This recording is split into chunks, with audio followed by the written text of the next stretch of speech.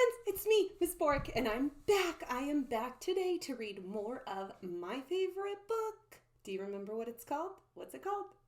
You're right, it's the Lorax, and I hope that you guys are enjoying this book as much as I am. I love it. I love the rhyming. I love the pictures. I love the truffula trees. I love all of the crazy, silly birds and animals that Dr. Seuss has made up. I love it all, and I hope that you love it too. Today, we have something a little bit different. It's not so much a question that's going to drive our reading. It's actually more of a prompt, you could call it. So today I want you guys to explain the effects of the Onceler's factory.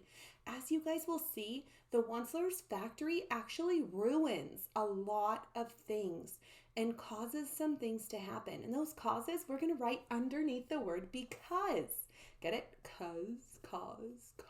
Because these are the things that caused this. And that thing that happened is the animals had to leave. So if you see here, it says the factory made the animals leave. Why? What happened? And then over here, we're going to write the effects of that. So the animals left because of this, so that. Make sure you hit that pause button, grab your journal, grab a pencil, and let's work through this together. It's going to be fun, I promise. I'll wait for you right here like this. Oh, welcome back, guys. Hi, I'm ready to start reading. Are you ready to start listening? All right, guys. So, remember yesterday when we stopped reading, the Onceler took off and the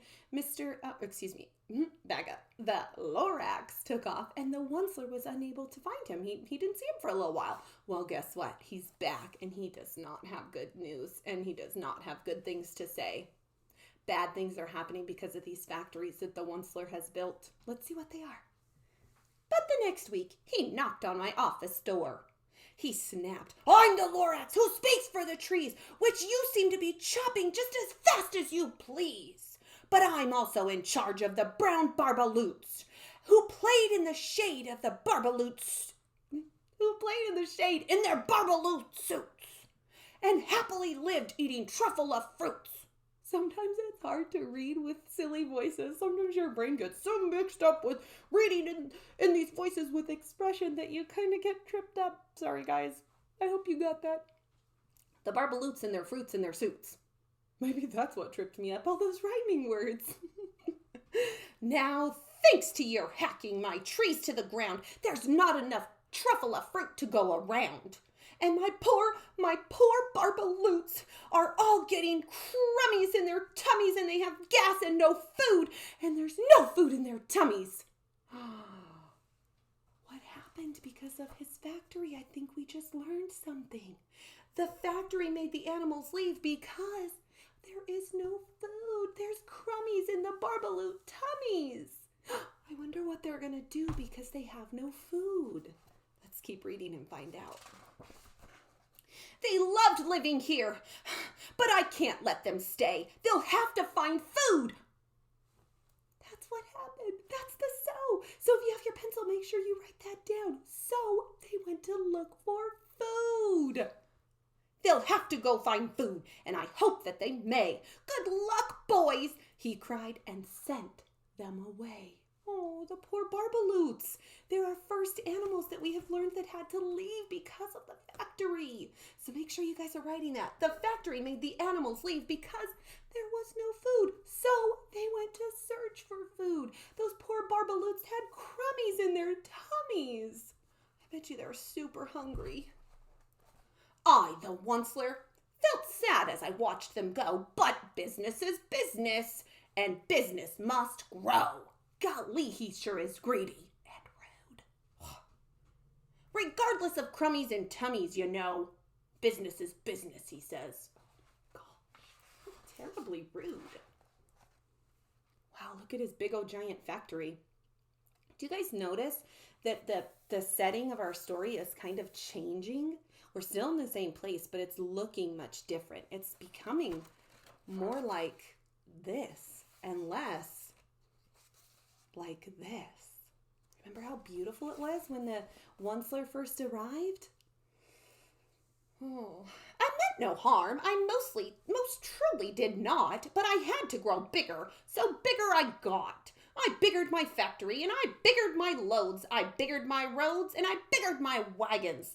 I must be able to ship these needs. I was shipping them forth to the south. I was shipping them to the east, to the west, to the north. I went right on biggering, selling more and more needs. And I biggered my money, which everyone needs. What?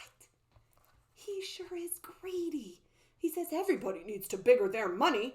Not really. You only need enough money for food, clothes, water, and a place to live, right?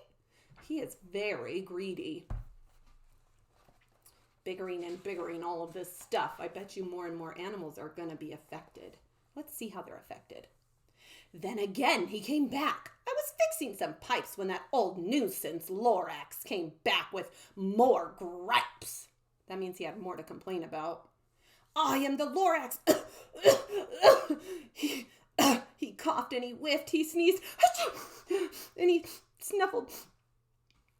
He snarled and he sniffed. Onceler, he cried with a cruffulous croak. Onceler, you're making such smogulous smoke. Do you see it all in the air? All that smog. Smog is dirty air caused by factories. It's not good for our environment, and it's definitely not good for the Lorax and his animal friends. The Barbaloots have already left. I wonder who else is going to leave. Kind of sad to learn. My poor swammy swans. They can't sing a note. No one can sing with all this smog in their throat. Who do you think's going to leave? I have that same prediction. I predict the swammy swans are going to leave because they got smog in their throat. So the factory made the animals leave because they had smog in their throat. So let's see what happens. It's poor swammy swans and barbaloots. And so the Lorax, please pardon my cough. They cannot live here, so I'm sending them off. So he sent them off. Where will they go? I hopefully don't know. Maybe they may have to fly for a month or even a year to escape this smog that you've smogged up here. So they are in search of clean air. The factory made the animals leave because there was smog in their throat. So they went in search of clean air, some less smogulous, foggy air.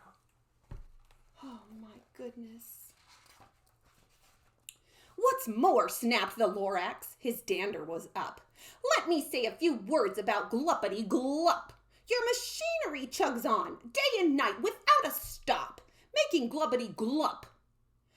Also, the sloppity slop, and do you know what to do with this leftover goo? I'll show you, you dirty old onceler man, you. Ooh, the Lorax is very mad. Now, not only is there smog in the air and no food to eat, now there's this icky goo and nothing to do. Did you notice my rhyme?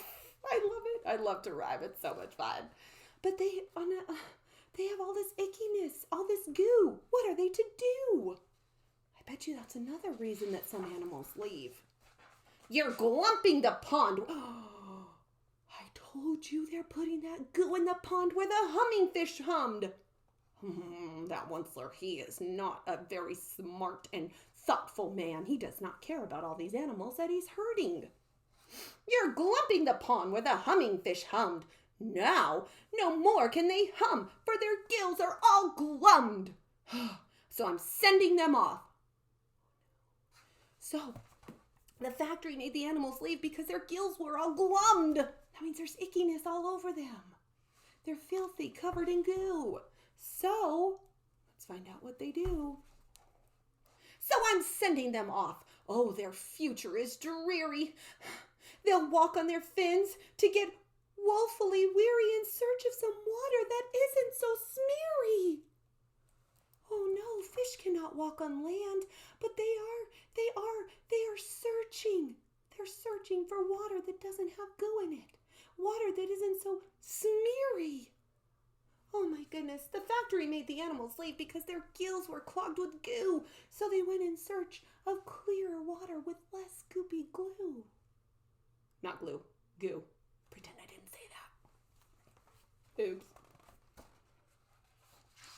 see. Oh, whoops. Oh, that page we're going to have to save for tomorrow. We're going to have to save it for tomorrow, friends. We are out of time, and I think we have all the information that we need. If you missed it, back it up, watch it again, okay, friends? I need you to make sure you're writing down these answers. If you are not in my class, that's okay, because growing our brains biggering our brains is our goal, right? Not our factories and not the fog and the smog and the ooey gooey goo, but biggering our brains. We want them to be bigger and bigger and bigger and bigger, and never stop biggering your brain. So even if you're not in my class, draw this map for me, okay? Fill in the information I have given you. What happened because of the Onceler's factory? Lots of things. Not very good things. But we've learned, and this is helping us grow our brains. So make sure you write that down. If you are in my classroom, I see you. I want you to make sure that you're answering this question on our quick write. Okay? If you're not in my classroom, just write it down. Share it with your mom, your friend, your dad, your cousin, even your dog, Spot. If his name isn't Spot, with Jim or Jack or Bobby or, I don't know, another doggy name, or even your cat or your hamster or your rabbit or your barbaloot. Just kidding. You don't have a barbaloot, does it? Thanks for tuning in, friends. I love you. I miss you. I thank you for biggering your brain with me. Thank you for coming. Come back tomorrow. I'll finish the rest of the book, and it's going to be a good one, I promise you.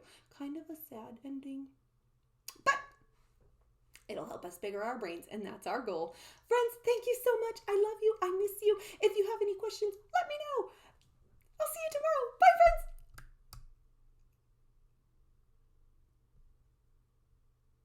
Bye, friends.